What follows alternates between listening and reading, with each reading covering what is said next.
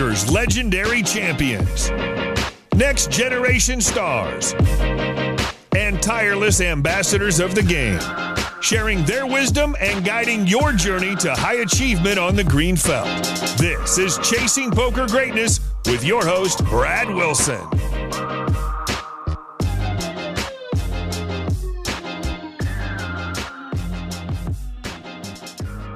Greetings, my friend, and welcome back to another episode of Chasing Poker Greatness. I'm your host, founder of EnhanceYourEdge.com, Brad Wilson, and today I have the opportunity to speak with a true poker pioneer and insider. Having worked for about 15 years within the top levels of one of the largest poker sites in the world, you are about to enjoy a bounty of amazing stories about the good old days of PokerStars.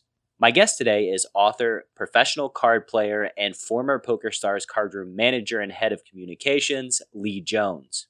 Lee's initial involvement in the industry started with a very young PokerStars in 2003 when he was asked to serve as their Cardroom manager. Under this position, Lee was responsible for coordinating tournaments, making decisions on the games that would be offered, and much, much more. Over the years, he's worked as the executive host of the European Poker Tour, COO of cardrunners.com, and Cardroom manager at Cake Poker. He's written and continues to write articles for well-known poker publications like PokerNews.com and Bluff magazine. Like I mentioned before, he's also the author of the book Winning at Low Limit Hold'em and one half of the two-man team that developed the sit-and-go in-game system for heads-up tournament play. Currently, you'll find him on YouTube, where he and previous Chasing Poker Greatness podcast guest Tommy Angelo have begun working together to create videos designed to simplify the game of poker so that it is more accessible and enjoyable for live cash game players. During my conversation with Lee, he'll let you in on how he got started with poker in the 80s, what brought him to work at PokerStars, and even a bit of what things look like from inside the world's largest poker site when Black Friday struck the US like a lightning bolt and the online poker landscape changed forever. It's rare that one gets to hear from someone who was there almost from the beginning and watched as online poker grew from sites that could barely attract a few hundred players into monster empires with hundreds of thousands of players from all over the world competing at the same time. So strap in and get ready to enjoy Lee's greatness bombs and take a fond trip down memory lane. Once again, I thank you for joining me, and without any further ado, this is Chasing Poker Greatness with Lee Jones. Lee, good morning. How are we doing, my friend? I'm doing well. Thank you so much for having me on your show. It's my pleasure. And I love that all of these conversations, we do this for the audience, right? Even though we've already covered the good morning and all the pleasantries. I'm very much looking forward to our conversation. And I want to start this thing out by asking you about greatness, because it's an abstract word and means a lot of different things to a lot of different people. What does greatness mean to you? You know, I don't know how much you know of my background and my interests and stuff like that, but my true love that is well ahead of poker is music. And music, to me, greatness, I have faces in my mind when you say the word greatness, and it's musicians who, and sometimes it's composers or songwriters, but particularly for me, the act of watching a musician sparkle that's the image that I have in my mind when you say what's greatness, is somebody who just does something with such fluidity, with such professionalism. The classic line is they make it look easy. And yet you know that it's not easy. And so you're like, okay, this is then magic, because they are doing something difficult and complex.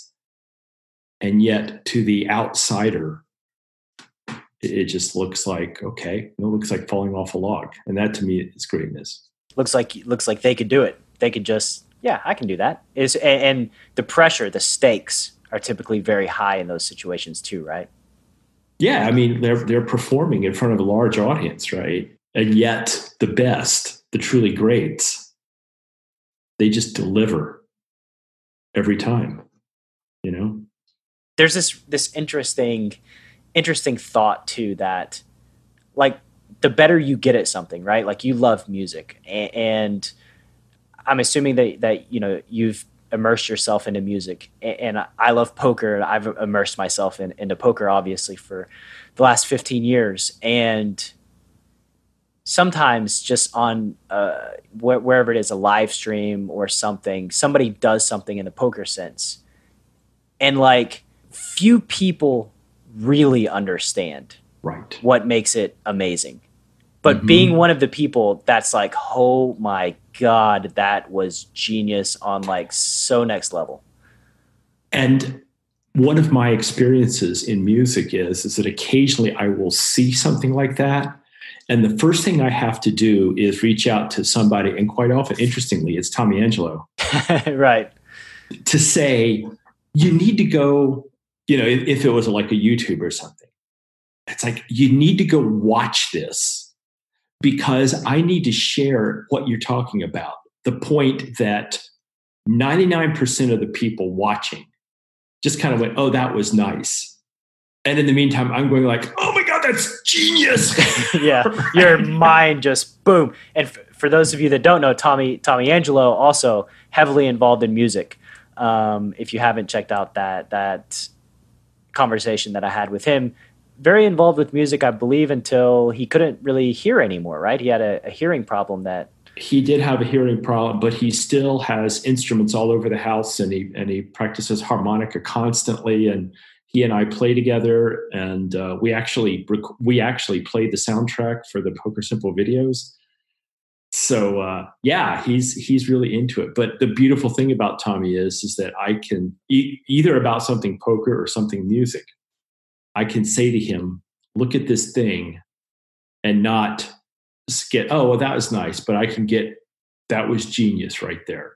Right. And it's very subtle, and a lot of times only obvious to people that, to people that have spent a lifetime in a specific endeavor. Right. Exactly. Tell me the story. How did you get involved in poker? Wow. I've been playing since I was a little kid, and my dad taught me sitting on the living room floor. I mean, playing with the plastic drugstore chips you guys are too young to remember this, but they were like these just cheap little, like thin plastic wafery things. Yeah, I'm not too young. I remember like the Hoyle, I guess they would be Walmart in my case, chips, but like poker chips weren't super prevalent until, I don't even know, 2005. Yeah, something like that. But yeah, so he taught us 5-card draw and stuff. And I just remember him saying, don't hold an ace if you have a pair. But never for money or anything. It was just like a game, right? Mm-hmm. But I got serious about it in the mid 80s. I was living in San Jose, and there was an article in the Sunday supplement of the newspaper discussing how they were playing lowball at this club. It was like 15 minutes from my house. And interestingly, the newspaper was editorially kind of like violently opposed to the poker clubs in San Jose. And they're like, isn't this terrible? I'm like, oh my God, this is amazing. I need to go down. I need to go down and see this. And I went down and saw it. And this was the days before, like, you guys, I know you're too young to remember smoking in poker rooms, but oh my God, it was like, it had low ceilings, and 75% of the clientele was smoking, and you could not see across the room. It was just, it looked like a cowboy scene from a movie or something. But I just sat there, and they were playing ace to 5 lowball. And the smallest game was $2 bets before and after the draw. And then the biggest game, they had a $200 lowball game. So it was $200 bets before and after the draw. And I finally worked up the nerve to sit down in the game, and all these people were obviously much older than I was, and I had no idea what I was doing. How old were you at the time? I'm 30. But we're talking about 35 years ago now, right? And what there was an epiphany for me where when you play any draw game, people discard in order, right, around the table. And it very early in my experience, I thought, well, these people have been playing for years, for decades. They're far better than I am. And then I saw a couple of things. And the first thing I really noticed is that even though everybody discards in order around the table, a lot of people were discarding out of turn. Obviously not a great strategy. Yeah. And I was like, well, wait a minute. You get to wait and see how many cards the other players discard, and you're giving away how many cards you're discarding. Had I known the term GTO, I probably would have said that's probably not GTO. Right. They're neutralizing their own positional disadvantage. Like, basically, you just take your time and watch what everybody does, and you're in position every hand. Yes, exactly. And so I thought, oh, well, maybe I can actually beat this game. What did you make of that realization at the time? It was really that there are better and worse ways to do this, right?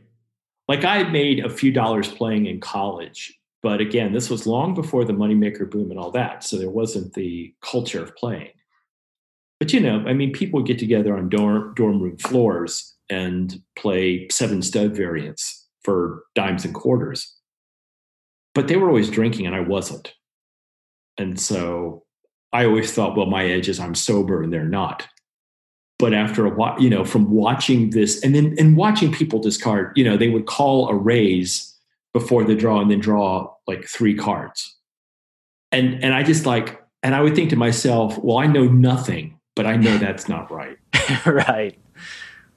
And so the epiphany was, this can be beaten, right? There's better and worse ways to play this game.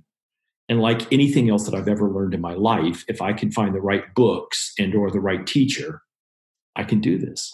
So who was your teacher? Who'd you go to? What books did you read? What was the next step? It was hard to find books. There was a guy named Norman Zadeh, who was a math professor. And he wrote a book, and I don't remember the name of it. You can look him up. I mean, the book is in print, you can find it on the internet. And it was sort of the first book that really mathematically approached poker games well. And it didn't cover Hold'em, but it covered lowball. And there was, 2 or 3 pages of sort of basic ace to 5 lowball strategy. And I was like, okay, book, right? Yep. And so I started reading his books and I thought, yes, I was correct. These people have no idea what they're doing. And so I just started playing and started beating the lowball games. And this is like a hobby? Oh yeah. I was a software engineer in Silicon Valley I was a software engineer for a quarter century. So this is a little window into how you think about things, right? Building, how do things fit together? How do things work? Obviously you lived in Silicon Valley, so it makes a lot of sense that you're involved in tech. Yeah. So I did that, and then in the late 80s, Hold'em got legalized in California, and like the lowball games were gone within weeks. Really, it caught on that quickly, like wildfire. Oh, it was like the Northern California clubs got permission to deal Hold'em, and it was literally weeks, and the lowball games were gone. Wow. Why do you think just easier to play, more fun, more action? What was the rationale? More action, more betting. See, lowball has 2 betting rounds. Hold'em has 4. You're talking limit too, right? Yeah, it was limit Hold'em. It was just, I don't know. Maybe it's like with 2 cards, you can kind of look at 2 cards and say, well, anything can happen. You look at a 5-card lowball hand and even the most desperate of gamblers kind of look at most of them and go, well, there's not a great deal of hope here. Well, they are still drawing 3, which is probably not too great. But so that was the big flip for me, and I just started playing as Hold'em as time and job and life permitted. And in the early 90s, I started chatting with some people on the rec.poker Usenet forum. This was basically what preceded 2+2 and, Facebook and forums as we know them. And then I just wanted to kind of understand how to play Hold'em. And I went out and I bought Sklansky and Malmuth's books, which all the limit Hold'em players did. Right? And what I really remember was reading Hold'em Poker for Advanced Players, which was the Bible for limit Hold'em players. And they would say, do this, and if he does this, then he has this hand, and if you do this, they will respond in the following way.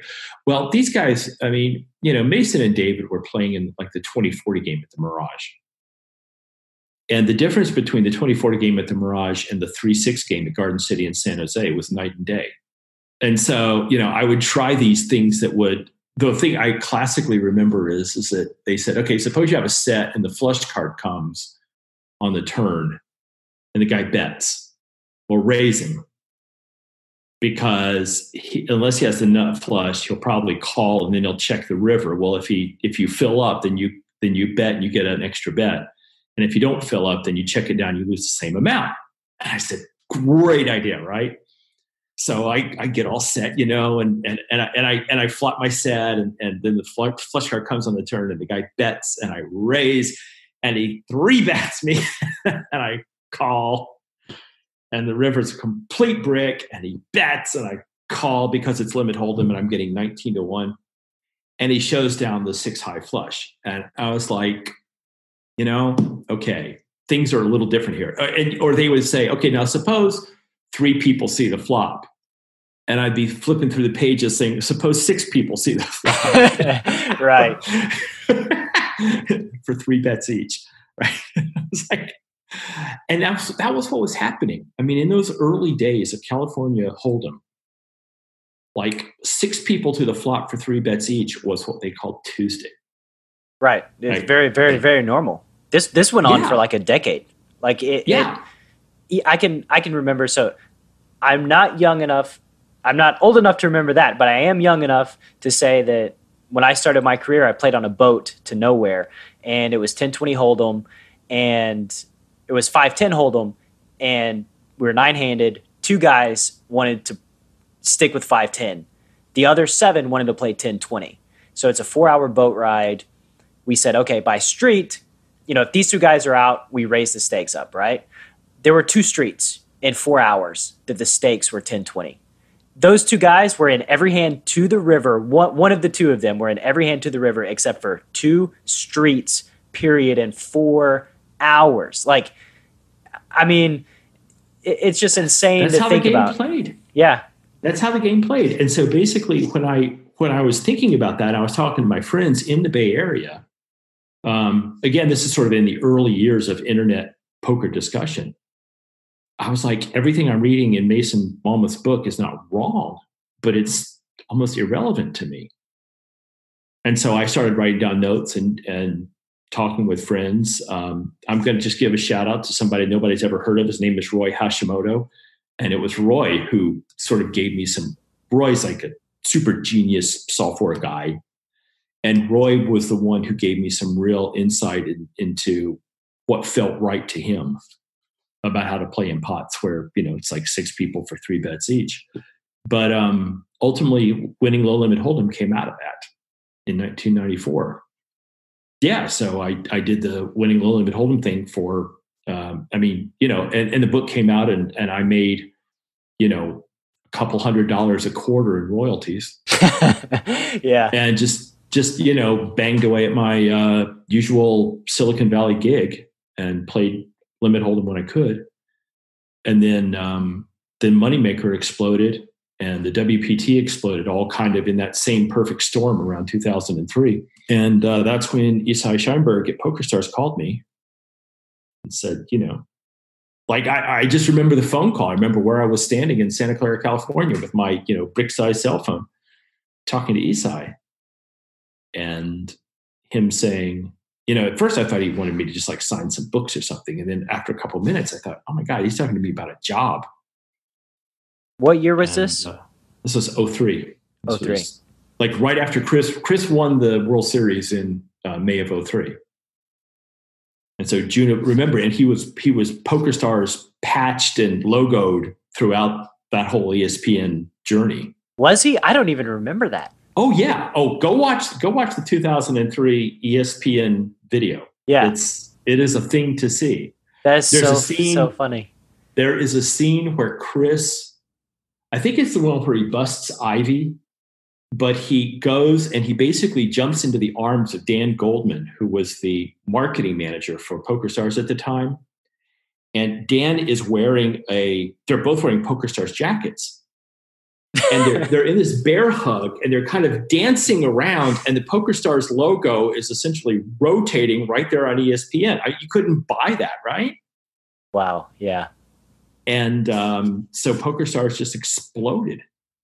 And Isai was looking for people that knew poker, but had jobs, that were professionals, that had a business background.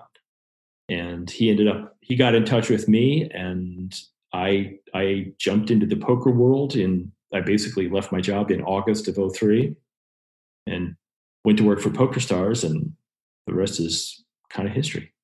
Do you still work for PokerStars? No, I left PokerStars at the beginning of 2019. So it was about a 15-year run. It's a pretty good run. It was an amazing run. It was an incredible experience. Moneymaker fueled run. Every time I see Chris, I tell him that he is indubitably responsible for my job, my career, all the experiences I've had in the poker industry. I can thank him for. It's so interesting thinking, like, because of this podcast, I've thought about all these things, like the results, right?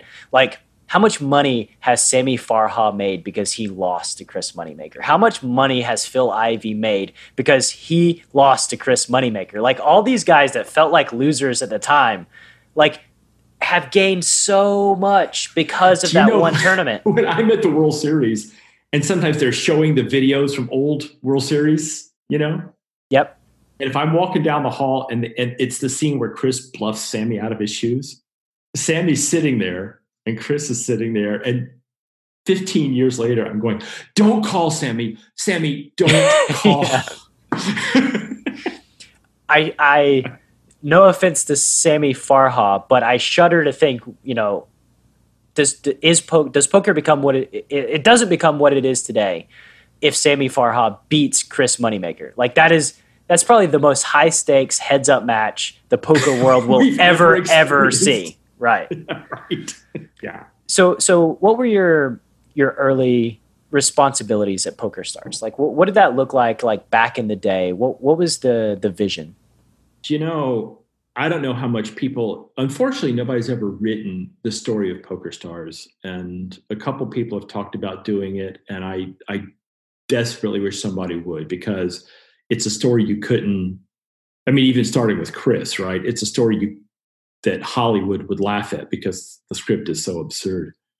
Please tell me the story. Tell me all the stories. I want to hear these stories. Well, I don't have all the stories, but Isai Scheinberg he worked for IBM, and he'd worked for IBM, but he just had a passion for poker. And he started playing on some of the earlier sites, like Paradise and Planet Poker and those. And he just said, I can do better than this. And in particular, Isai and his cadre of programmers came up they figured out how to program multi-table tournaments before anybody else did. And by the way, I will tell you, and I just say this every chance I get in public and within the poker world, Isai Scheinberg is, if you ever get to meet Isai Scheinberg, he is the smartest man in the room. He just is. Okay. And he never says that. But after a few minutes, you just know it to be true. Oh yeah. And he's also one of the most integrity-filled, loyal human beings you will ever meet. And in that sense, it was an incredible honor to work for him. he just had this vision, and he said to his guys, we're gonna solve multi-table tournaments. Well, of course, once you have a multi-table tournament, then the ability to build massive prize pools becomes possible, right? Rather than having 10 people competing for a fixed amount of money, well, you have 100 or 1,000 people. And so suddenly prize pools started to get insane. And somebody would win a relatively crazy amount of money. And so what I remember getting there is that the site just growing like a weed. I mean, it just seemed impossible how fast the signups were coming, and it was really growth pains that was always the biggest problem in front of us. Like, how do we deal with this new problem of scale? I was in the Costa Rica office, and I remember when we saw 10,000 people on the client for the first time at one time. What did you think? How'd that make you feel? We were popping champagne. I mean, we thought this is insane, right? 10,000 people. And the super old guys, the guys that had been there at the day one, talked about being shocked when they hit 5. They said, if we could get to 500 people at once playing on the client. Now you're 20x that. That would be unspeakably successful, right? Right. And then it was, but then before you could blink, it was 10,000. And then before you could blink, it was 50,000, and I mean, what I remember was we first got ready to spread a 100, 200 limit Hold'em game. And that was basically the biggest game that you could get in the United States at the time. And Isai wanted me to sit and watch the game the whole time just to make sure that everything appeared to be on the up and up, that there wasn't some kind of, collusion or whatever going on. Daniel, the waiting list for the game was hundreds of people. And Daniel Negreanu had to go shopping, and he had gotten a seat in the game, and he had to go shopping, and he didn't want to leave the game because then he would never get his seat back. Right. And so he had like early technology that allowed him to have mobile computing. And he was literally walking around the grocery store with this, sort of hand top or whatever it was at the time, playing his hands so he wouldn't lose his seat in the game. It was, I remember in 2004, Greg Raymer winning a satellite. He won the last satellite into the World Series that we dealt. And it was the middle of the night, and we were firing off these one-table satellites, one-table sit-and-goes that would award a World Series seat. And I was talking to the guy that was deploying them, and it got later and later. And he said, well, Isai told me to stop at midnight or whatever it was. And we're getting emails are just pouring into customer support. So keep them going, keep them. Everybody wanted to win their package to get into the World Series, right? And I was like, man, I don't know what to do here, right? And so finally we said, okay, we're going to do 3 more, and then that's it. We're going to cut them off, and it was going to be like 12:30 or whatever. And like he said, I can yell at us tomorrow if he wants to, right? And the very last one we dealt, Greg Raymer won, got his package into the World Series, and so he was wearing PokerStars. So he was all, patched up with PokerStars stuff.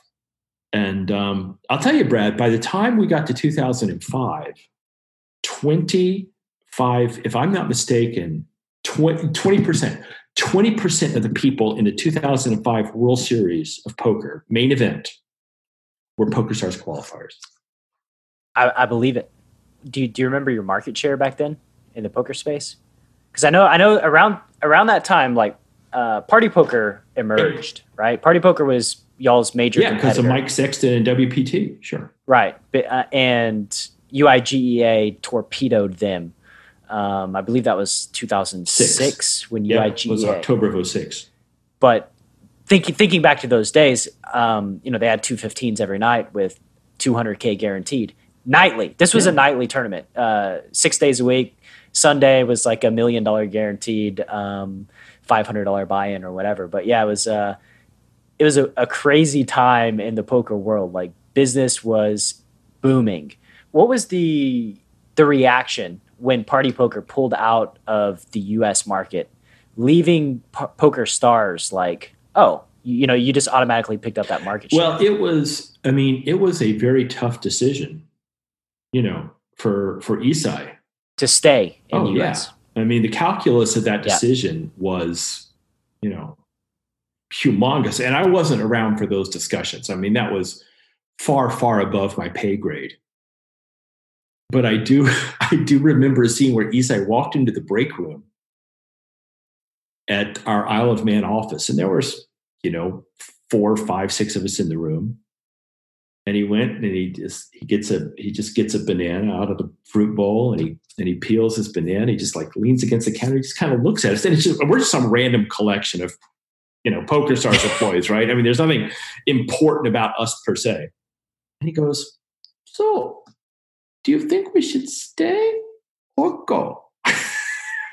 And of course, we weren't going to make the decision. But Isai was just, he was just thinking out loud.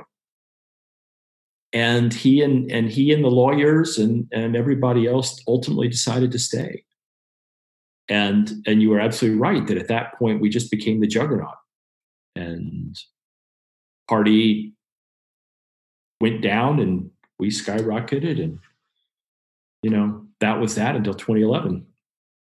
So 2011. This is the antagonist in a lot of these interviews. 2011. April 15th. Mm-hmm. Tell me about that. Going through Black Friday, what was the emotions from the PokerStars employees, all that stuff? I was in a very weird state at that point. I was living in the United States, and I had actually left PokerStars basically because I wanted to be back in the U.S. And you were living in the Isle of Man? Well, I had been living in the Isle of Man, and I moved back to the United States in 2008. And I was no longer working for PokerStars because I wanted to be in the U.S. And Isai said, "I'm sorry, but I just can't have you work for PokerStars in the U.S. because it's too hot there right now." And so I did some other jobs. I worked for Card Runners and Cake Poker, and for reasons that aren't terribly important here right now, I left Cake Poker. And I had actually contacted Isai towards the end of 2010 and said, "Would you be interested in having me back at PokerStars?" And he said, "Yes, but it will have to be in the Isle of Man." And I said, "Okay, I'll come back to the Isle of Man." And so that was early 2011. And we were just in the process of me getting ready to move back to the Isle of Man. And I remember one of my colleagues emailing me from Isle of Man, or pinging me on Skype effectively, and saying, "Get on the PokerStars client and tell me what you see." And I said, and I got on the PokerStars website, and I said, "Oh, this is weird. It says something about the DOJ." And he said, "Oh, I think this is not good." So I wasn't on the Isle of Man when it happened, but I mean, you were prepping. I was almost there. And I, my wife was out shopping, and somebody had seen her and said something like, "Is this going to affect Lee?" And she was like, "What are you talking about?" Never a good sign. Never a good sign. But I waited a couple of days, and then I called Isai and I said, because I thought he might say, "You don't have a job, right?" And he said, "Do you still want to come back?" And I said, "Yes, sir." And he said, "Come on back." But the stories I heard from people who had been colleagues before and people who were still colleagues and so on and so forth was of an absolute all hands on deck, general quarters kind of thing, and people working nonstop for 72 hours to essentially re-platform the site to be EU based rather than .com based. And, the finance people, everybody remembers what happened at Full Tilt, right? But what they may not know is that PokerStars refunded $115 million to American players in 3 weeks. Yeah, they covered Full Tilt. I mean, Well, that wasn't Full Tilt at the time. That was our American player balances. Oh, they covered the U.S. balances, and then eventually they did cover Full Tilt too, correct? And then eventually we made the Full Tilt players whole. But within the first 3 weeks, we got in touch with the DOJ and said, may we have permission? Like, you basically have to open the channels for us to be able to pay our players back. And the DOJ said, yes, we'll let you do that. It feels like PokerStars, it feels like there would be this adversarial relationship with the DOJ. But also, knowing what I know and UIGEA in 2006, like, it feels like this was an eventuality, right? And the leader of Stars, like you said, the smartest guy in the room, has to factor in that this is a possibility eventually, totally, right? Yeah. You would think? Absolutely. So there is some sort of redundancy transition plan in the case of this black swan event occurring in the U.S. I'm not privy to those discussions or that planning. It would be very unlike Eastside not to have some kind of plan. But on the other hand, I don't think he necessarily planned for a immediate, like the lights going out. Right. But I mean, the point is that a well-run company, if the lights just go out, it's not as chaotic, right? I mean, that's why, because we had segregated our funds, like, we were able to say, okay, we're just going to give the money back. And unlike Full Tilt, that was unlike Full Tilt. I mean, exactly, right? And I will never forget, and I'm not going to throw this person under the bus by name, but there was a very well-known poker player who's still well-known in poker circles, who basically said Full Tilt will succeed and PokerStars will fail because Full Tilt is being run by poker players and PokerStars was not. So, and yeah, it's a lot of hubris. The problem was lack of business experience in Full Tilt. And I think you can make the argument that PokerStars succeeded and Full Tilt failed exactly because PokerStars was being run by businessmen. And Full Tilt was, it wasn't so much that they were being run by poker players, but they were being run by poker players with no business sense. Right. Like, there can be this balance, right? It doesn't have to be like one or the other. You reach this balance where it's like, yeah, poker players intuitively know the ecosystem. They know the consequences of all these decisions, and they can help with the innovation side. The business side, is a lot different than the poker side. What was behind the decision to refund the Full Tilt players? Why did PokerStars do that? Well, that was an agreement that we came to with the Justice Department in 2012, where we acquired all the assets of Full Tilt. They ended their prosecution against. They dropped their charges against PokerStars, the corporate entity. Okay. And part of that was our agreement that we would pay back the Full Tilt players. Okay. That makes sense. That makes a lot of sense. Why Full Tilt specifically? Why not Ultimate Bet and Absolute? I'm not sure of the details, and I don't want to say things that I'm not sure of. Sure. So I don't want to go down that path. I'd be making things up, and I don't want to do that. Sure. Okay.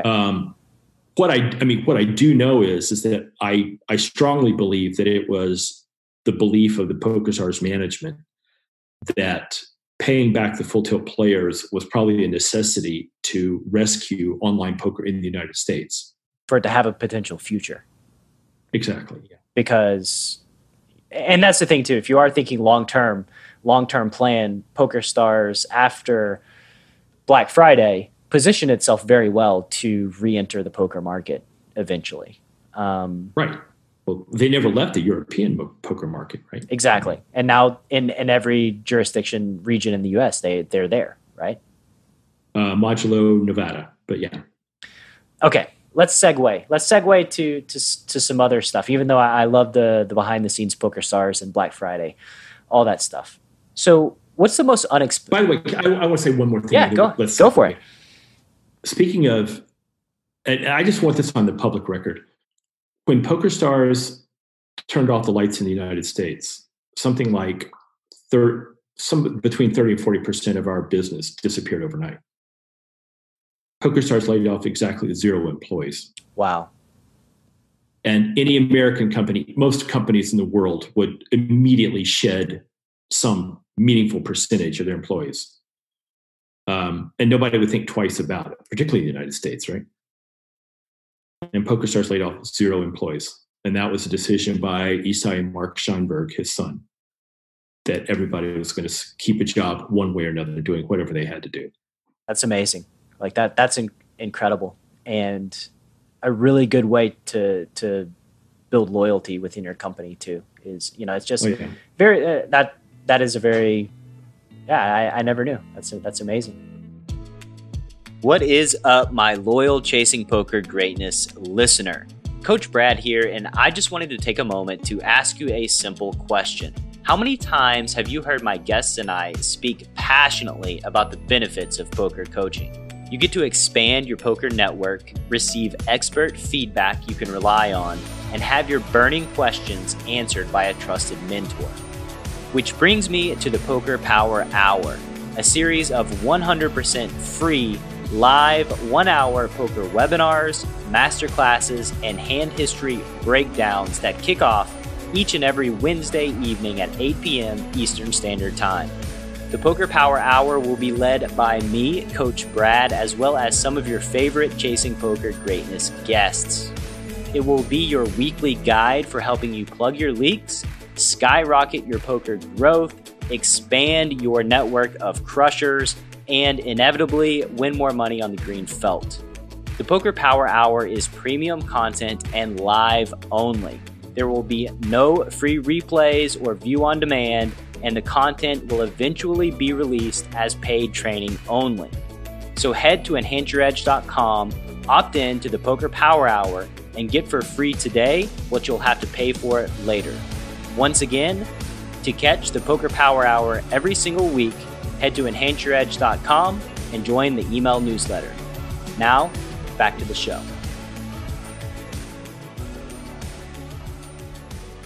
What's the most unexpected thing that's come from your poker journey, your poker career? The travel, the experience, the people. I spent a year working on the EPT and then a couple of years, 2 or 3 years, sort of working part-time on the European Poker Tour. And, if when I was a youngster, when I was at my early 20s, I was really jealous of people that got to travel a lot with their business. It's like they got to see the world and somebody else paid for it, right? That's the dream, right? That's the dream. And for some people it is, right? But it was certainly one of my dreams.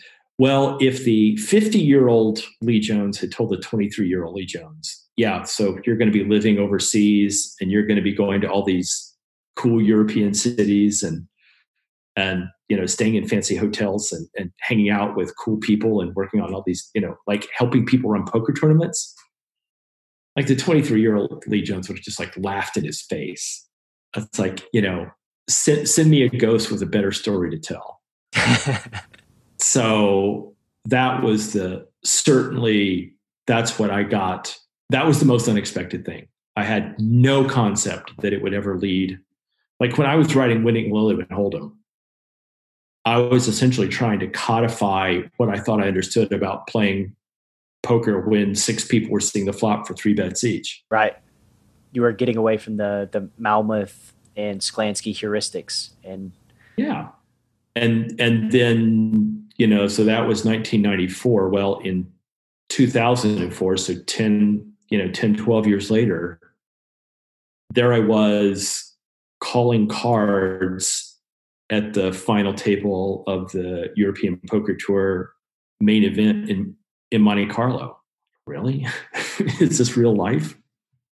How did you feel calling the main event? Like, did you have gratitude in the moment? Oh, yeah. Yeah. Gratitude, and I'm glad you brought that word up, because early on, from the absolute jump of this whole experience, gratitude has shot through the whole thing. And I never, ever take that for granted. I know that Isai could have picked any number of other people. I don't know if you recognize the name Lou Krieger, but Lou wrote a bunch of books. He's since passed away, but Isai talked to Lou Krieger first and said, well, you have to move to Costa Rica and he said, well, I don't want to move to Costa Rica. And I said, okay, well, that's that. And he actually told me, oh, you have to move to Costa Rica. And I was like, I don't think I can really move to Costa Rica. I just got married. My wife has 2 sons. One of them's in high school. But we actually rethought it. And the later legendary Terrence Chen became the head of customer service down in Costa Rica. And I stayed in the States. So, I mean, just like, that's the thing. It's like Chris hits his 2-outer against Humberto Brenes and avoids getting busted. And then he busts Phil Ivey, and Sammy doesn't call the bluff. And, it's like, I am a miracle child to be in this industry at all. Right. Maybe we all are. So I am filled with gratitude, throughout for all of this. And yes, I was certainly standing there in Monte Carlo going like, is this real life? Is this real life? I spoke with Matt Savage because he ran that WSOP that year, and he was talking to me about like the producers that were documenting the journey, and they were like, yeah, Chris Moneymaker, he's our guy. That's the guy that's going to win the thing. And I'm like, yeah, of course. Like this is like the producer's dream, right? The guy named Moneymaker, who's a recreational in this Shark Tank, comes out victorious. Like, you can't make up a better story. Go watch the video sometime. Go watch the video time and listen to Norman Chad and Lon McCarron saying some pretty deprecating things about Chris early on in the going. Did their tune changed, right, as it went along? But the thing is, like, the commentary aspect of it, it was not released in real time, right? There was some lag. No, there was post-production. Yeah, there was production. But the point is that you had the live. I mean, there was some amount of commentary that was being done like that day, right? Okay. And that was what they had in the can for that day. Gotcha. I gotcha. And there was this very much this sense of how dare this, in general, these young recreationals, these internet kids, whatever, right?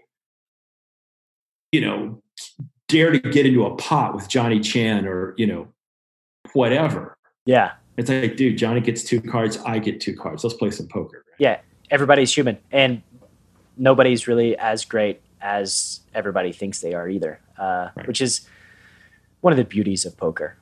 When you think about pain in your career in poker, what's the first memory that comes to mind? Well, unfortunately, I would just have to really go back to the things that we talked about before: Black Friday, UIGEA, things like that. Yeah, that's really the only pain. I like the gratitude pain scale. I mean, it's like this, right? Gratitude is here and pain is there. Right. So gratitude alleviates suffering and pain. It enough of it does. And I fell out of the lucky tree and hit all the branches all the way down. So I mean, yes, there's been pain. It was hard. It was hard to see people, colleagues that I cared for leave the company. I mean, there was a period there where basically nobody left PokerStars. And so there was people I worked with for 10, 12 years. And then for whatever reasons, they moved on. And that was always sad, because like the jobs come and go, but those faces, those relationships, like when you stopped seeing them at the office or on your Skype feed or whatever it was, I mean, that was difficult. I do want to ask this because the history of PokerStars is not something that has been at the forefront of my mind, because they haven't been in the U.S. market for all this time. So I do know that PokerStars has been sold, I believe, a couple of times now, right? Yes. So when Isai sold, was he still on with the company? No. When he and Mark sold, that was 2014. They sold to Amaya. They were completely divorced from the company in every respect. How was that transition? Weird as hell. We went from being a family-owned company to being a corporate company. And that can't not be a big thing. Was there more friction? Was there people leaving after the change of leadership? Yeah, I think there was. I mean, it was a different dynamic, and we all had to come to the realization that it was never going to be the same. And certainly, I mean, you want to talk about pain? There was definitely pain there. I mean, we were living in a sort of artificial world where we had this benevolent dictator that just, had all the answers and took care of everything, right? Had all the answers, took care of everything, and took care of everybody. He would come to the Christmas party and he'd be the last guy off the dance floor. I was like, what else do you want? I think that actually could be more jarring than Black Friday for PokerStars, for the employees. Oh, certainly it was. I don't, I don't doubt that. Why did he sell? Just retirement, ready to move on? No. Retirement. Don't be silly. It was essentially a situation where I think he knew that we would never get back into the United States while he was in charge because of his issues with the DOJ had never been resolved. So for the greater good. And so essentially people that didn't want PokerStars in the United States were using his presence as an excuse not to let PokerStars. So yeah, I think for the greater good. I mean, it made him a stupidly wealthy man. It made him a billionaire with a B. And I think he would have, I don't think there's a chance in the world he would have done the deal if he thought that he could take PokerStars into the United States, back into the United States while he was at the helm.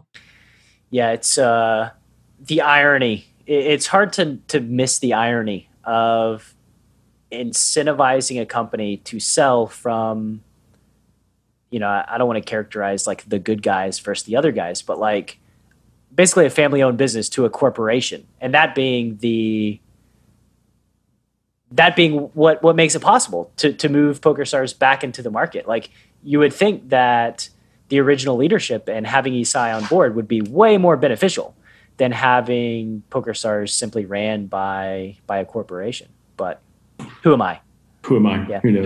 Who are we? Who are we to? Who are we? It's above our pay grades. Yeah, it is. But it's just there's a lot of things that don't make sense as far as the United States and online poker and the universe. It probably, who knows if it'll even ever make sense in my lifetime. I don't know. Let's talk about what you're doing now, but then we'll get into the lightning round. We'll segue from there. So Tommy Angelo, who we've mentioned before, and I are doing this project called Poker Simple. And I don't know if you've seen any of the videos, but we're basically doing a weekly trading video. Wednesday is Poker Simple Day. And the two of us are just sitting in front of a camera and talking about poker topics. And we started doing it basically because an interesting thing has happened. It's like I in all these years with everything that's happened, I've always just loved the game of poker. And Jason Somerville will tell you that nobody loves poker more than Lee Jones. And that's coming from a guy that loves poker a lot. But yeah, I just love poker and I love teaching poker.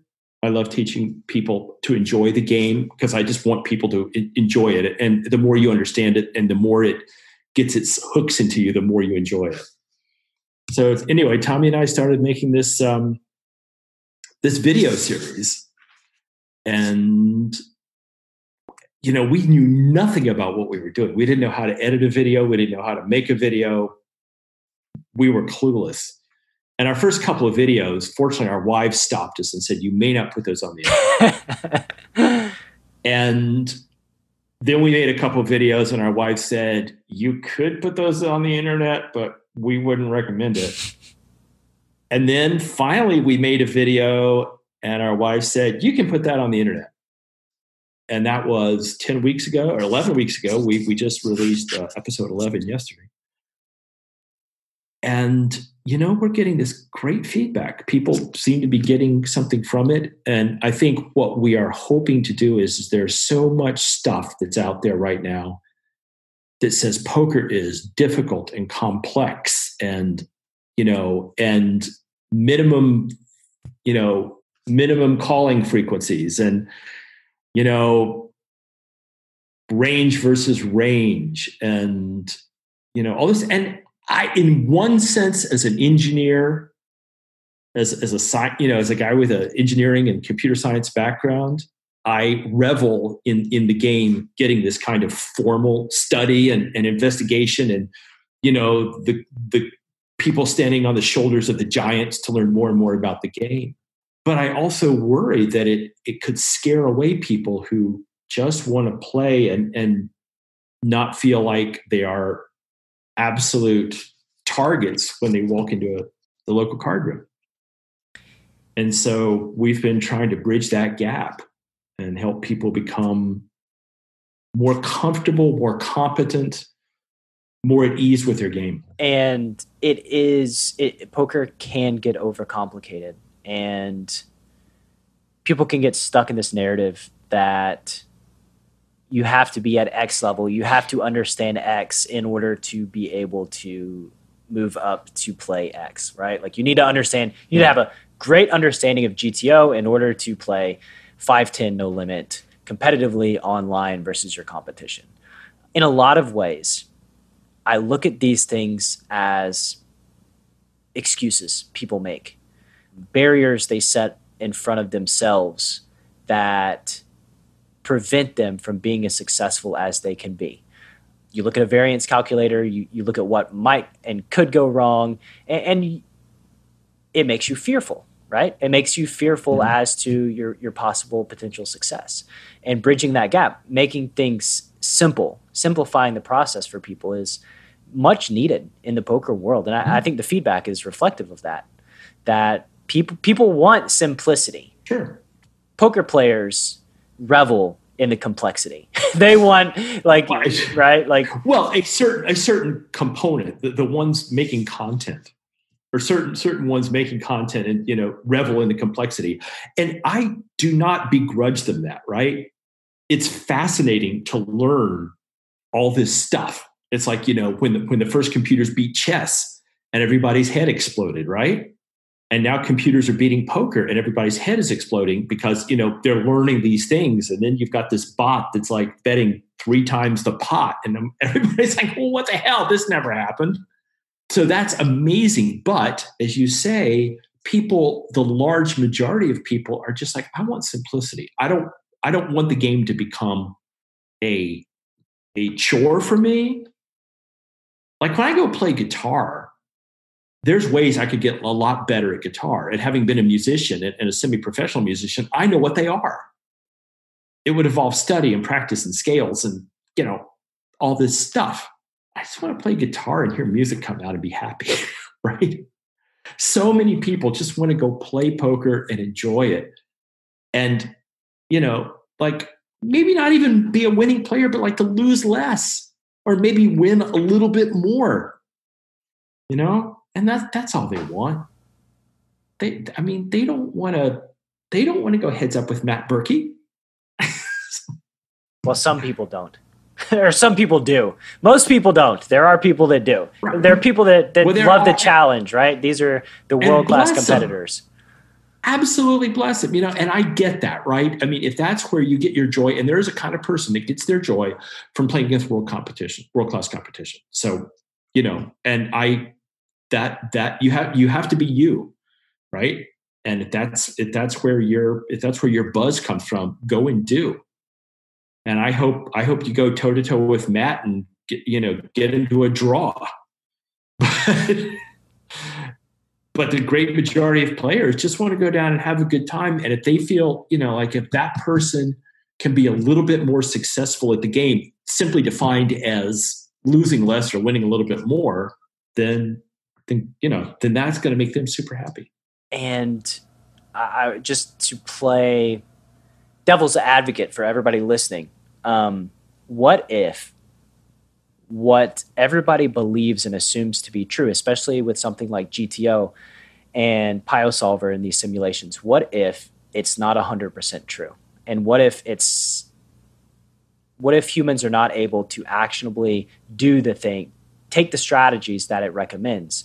What if the inputs are wrong? These are things that when you base, I'm getting ready to talk to Nick Howard in an hour, and he talks a lot about the dogma of poker theory and how when somebody does something that in their mind is totally against GTO, folding a boat, right? Like we'll just say, or folding king's pre, like, it's just this, you have 1,000 people saying that that's wrong, that's incorrect, that's not right. When in some cases it's absolutely correct.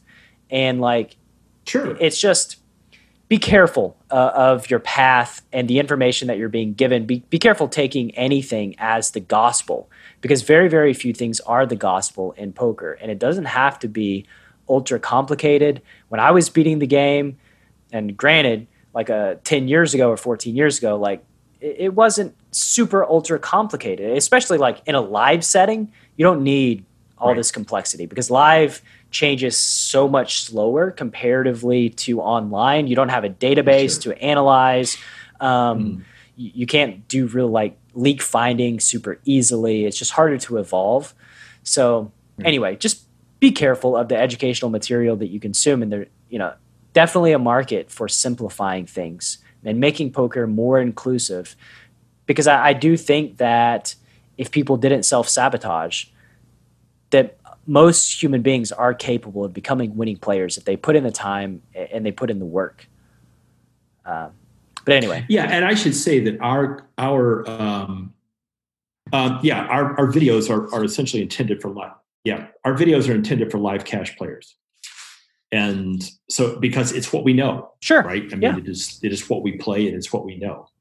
And I'm not going to tell somebody you can take this into a 5-10 online game. And certainly don't take this to a tournament. I mean, some of the stuff we do where we talk about bankroll or we talk about, tilt or anything like that, certainly all of that stuff is relevant. But whenever we're talking about strategy per se, we're talking about live cash. And as you say, it evolves more slowly. It's a different demographic. And like, I don't know if P.O. Solver would ever say, yeah, you should fold kings pre-flop. I've done it twice in my life. I was right both times. There was a third time and the first time I should have done it, I absolutely knew I needed to do it. I had my fold all set up, and then my hands couldn't pull the trigger that my brain had set up for them. And I got shown aces.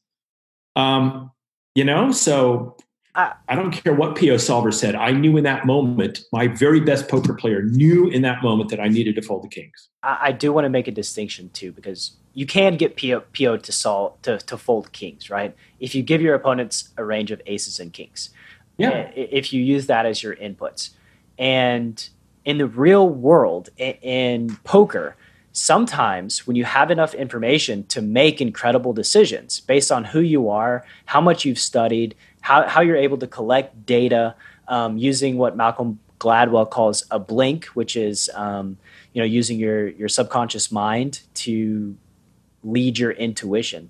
You can make otherworldly plays that just putting them into a solver without all the other data, without all the other information, tells you to do something way different. But your gut, your intuition tells you, no, this player has aces here, period. So then you fold, right? Like, it's not a mistake to fold kings when or you have, with a high level of certainty that your opponent has aces. And I think that's where people go wrong when they say, okay, I know I'm not ever supposed to fold here, even though I feel like I should fold. And then they just call like that. There's nothing right about that. That is a sure path straight to mediocrity. Do you know what Tommy has a great phrase? And I think he's actually written an article about it. And if he hasn't, he should. And it says, just because I'm exploitable doesn't mean I'm being exploited. I mean, there's the flip side too, right? Like looking at a hand chart and going over the heuristics of raise X in middle position, raise X in early position, raise X in late position, not deviating from that based on the circumstances surrounding you. Like poker to me, when I think of a live poker game or an online poker game, it's an organism that changes based on the opponents that stand up and the ones that sit down. It's ever evolving. Guy moves seats. this changes your opening ranges, like it changes your baseline strategy. So like if I have, 4 nits on my left, well, of course I'm going to start opening 98%, like just because I know that I can steal their blinds and I can make them fold with a high degree of certainty. So like, Right. I want the audience just to be wary of these heuristics. Treat baseline strategies as baseline strategies, and then use your deductive reasoning to make better decisions moving forward. And don't be afraid to simplify to make life easier. And, like one of the classic ones that I make is I tell people, you know what, just don't ever limp into a pot. And I'm not, nobody needs to agree with that. But, because people say, oh, well, there's circumstances where you should limp into a pot. And I'm like, I'm sure you're right. And for many, many players, that's a gateway drug to limping into too many pots with too many bad hands and too many bad positions. Right. So if we just tell that person, at the moment, these are the blinders that you have on. You may not limp into a pot. And one day we may take those blinders off. But if we do not permit you the gateway drug of limping in a certain set of specific circumstances, then we will prevent you from, making a bunch of other bad limps. Yeah. Anyway, that's an example, but I think it's a good one. And making worse decisions as you go deeper into the decision tree. Like, exactly. So making these heuristics when people are early in their poker careers that save them future mistakes is clearly beneficial. And help them get a leg up into the game. Right. So they're enjoying themselves and they're like, then they start to, they basically, the game gets its hooks into them and then we got them. Of course. And yeah, for the poker world's health, this is obviously very needed, right? Just to have a sustainable, healthy ecosystem. You don't want people going bust on day one because that's not super beneficial to anybody. No, that doesn't serve anybody. Right. All right, so let's do lightning round, then I'll get you out of here. And then I'll... Thank you so much for your time. This has been amazing. Let's do it. All right, that's my pleasure. Okay, so if you could gift all poker players one book, what would it be and why? Wow. Elements of Poker. Tommy Angelo's Elements of Poker. Because so many people know how to play far better than they actually do play. That's the truth. And I think Elements of Poker does a spectacular job of closing the gap between your ability and the degree to which you actually achieve it. Yeah. A lot of people are much better in theory than they are in live practice. 100%. Right. If you could wave a magic wand and change one thing about poker, what would it be? More diversity, particularly women.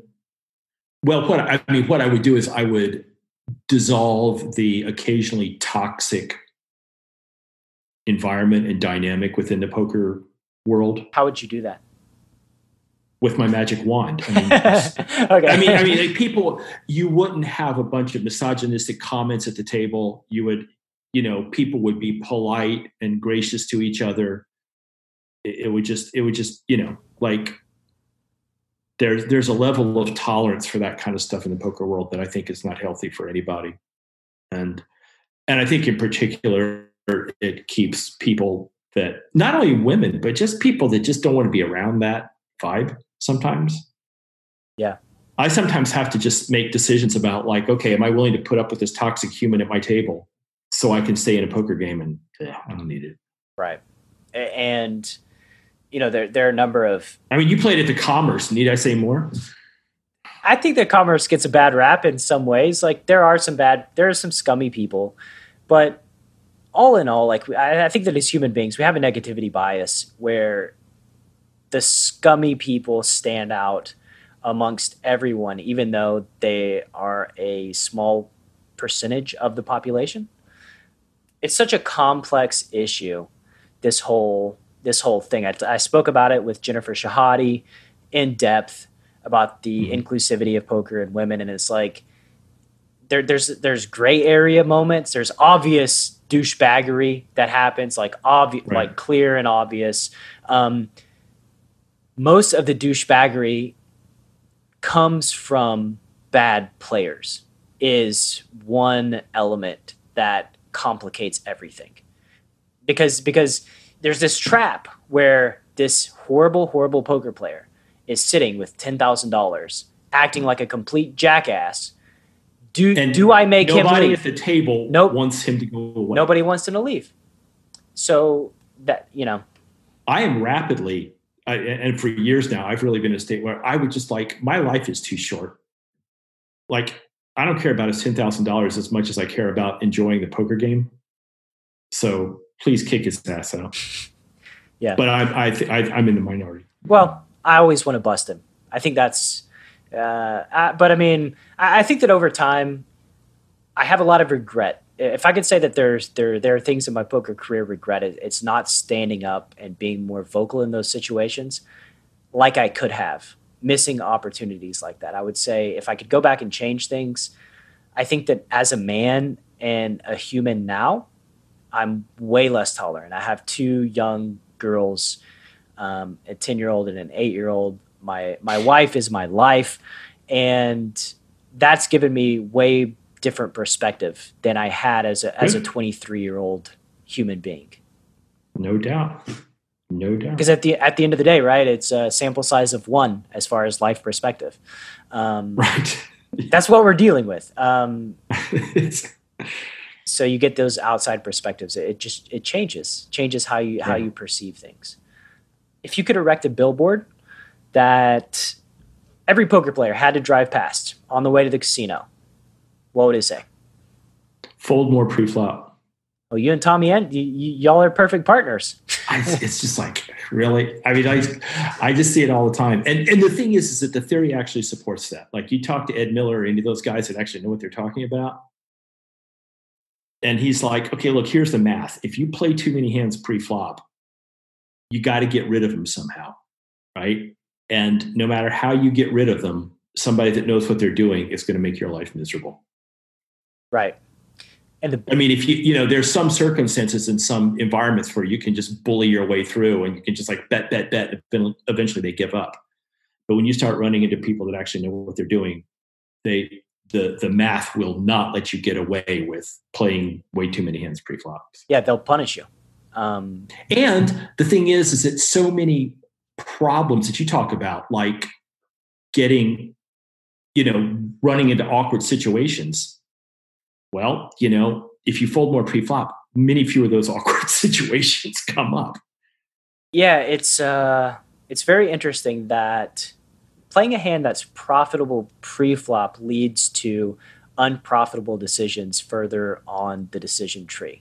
Yeah. And when you go to war with wizards and crushers who look at the decision tree where this is pre-flop and then post-flop gets so much bigger and they're comfortable in those deep waters, they'll drag you out there. They will put your head underneath until you're out.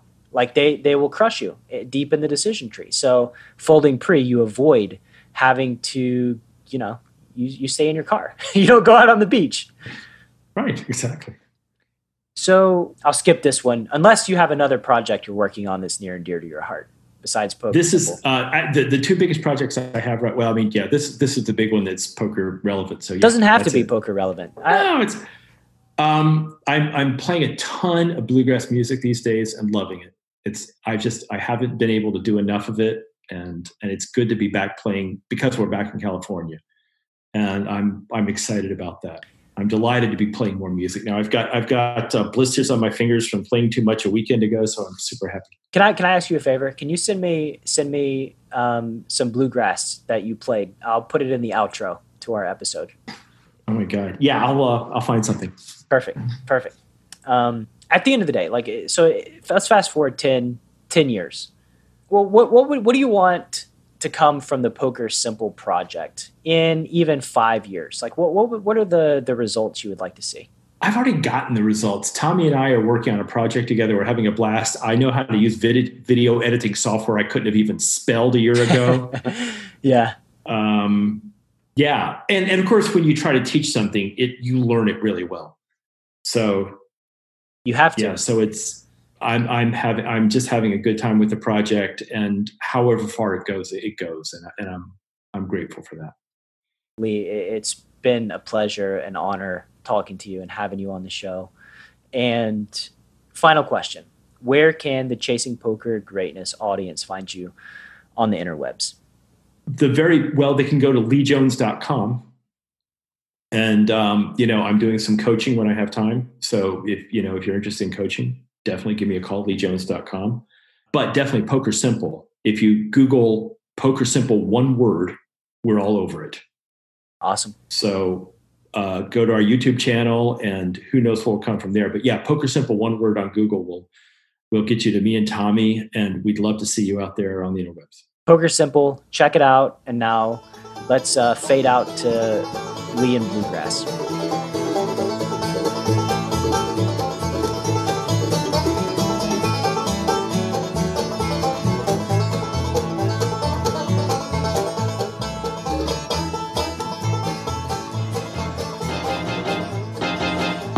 Thank you so much for listening to this episode of Chasing Poker Greatness. If you haven't yet subscribed to the show, please take a moment to do so on Apple Podcasts or wherever your favorite place to listen to podcasts may be.